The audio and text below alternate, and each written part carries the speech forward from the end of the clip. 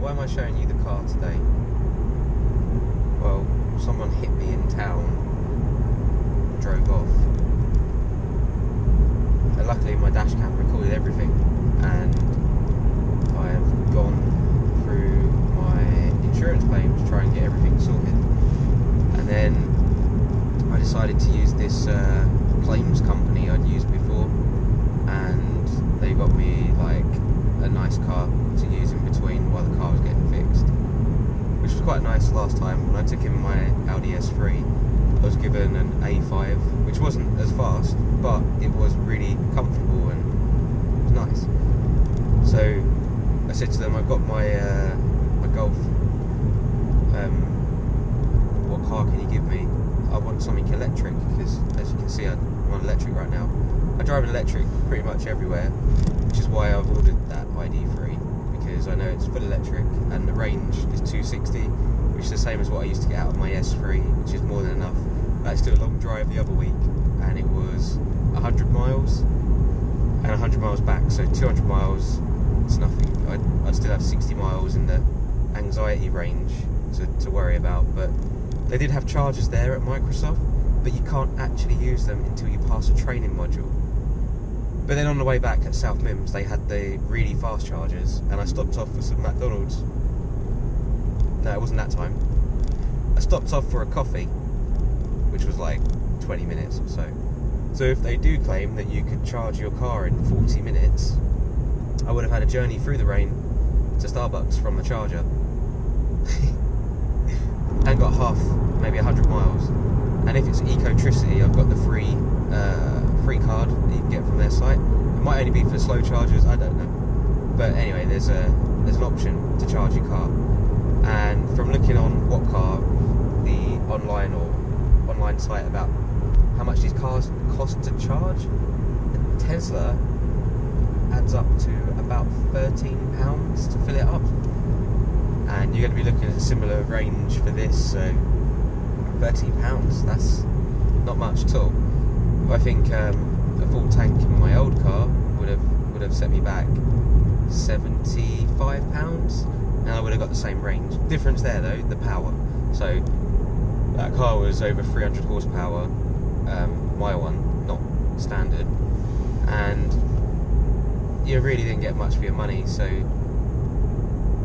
it was really bad. So that was what pushed me to get in the GTE in the first place. And this one has 12,000 miles on it now. When I got it, it had 1,800, and that was 2 years ago, give or take 3 months. And this one's got so much tech inside it. But the car claims people kept saying to me, you've only got a Golf, you've only got a Golf. We're not going to give you anything else, it's only a 1.4, but I don't think they really understand. It's the spec of a GTI, with the torque of the GTI, but it's a GTE, it's got 1.4, but it's got electric, it's got a turbo, so your power output is 200, some places it's written down as 204, 201, but it's a responsive car, it's not slow. So I'm going to tell you what they offered me.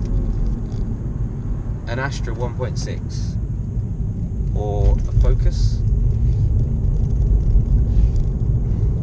Now last time when I had the hire car, it was something pretty decent, so I was a bit disappointed. I asked them, have you got anything else? Have you got anything electric? No, the only electric we've got is Prestige. So I was like, oh, there's that word again, Prestige. And they kept saying, your car's not Prestige, you won't get a Prestige car. I said, I just want something electric. I'm worried about the environment. I've started using zero emission a hell of a lot more, and it makes a big difference. Like I'm back on electric now. It's a lot smoother, it's quieter, and you are giving off less CO2 emissions. Also, it's really cheap. So I plugged the car in, the smart meter only cost me 50p. It just says to me, like, the duration I've been charging, say 2.5 hours to fill it up from 0 back to the imaginary 31 miles, which is 17 miles I normally get out of it. it's really cheap to run. I'd find I'm only putting £40 petrol in each month, sometimes 2 months. So they've also said to me, if I use up any more fuel than I would normally, obviously I will, because I, you know, run it on electric everywhere, or just a little bit of petrol, hardly any petrol, with that teeny tiny little engine that's just sipping away. So I just hope they don't make this case take forever. So the damage I got is on my rear wheel arch. The person in the charging station went to leave, but then went through my car, so then had to stop, go back forwards, and then reverse out, not leave a note, and then drive off. But the camera's up there, and it's set to high, so it recorded everything, and yeah, they drove off, reported it to the police. They haven't done anything yet, but it was only 3 weeks ago, but I haven't heard anything from them. I called them on the phone, they just said fill out a web page, so I've done that, but I don't know, it's going to be aggro. After talking to the claims company on the phone yesterday, I was a bit wound up. There was a lady that was helpful, but I don't know. Let's see what happens. I'll see what car I get later on.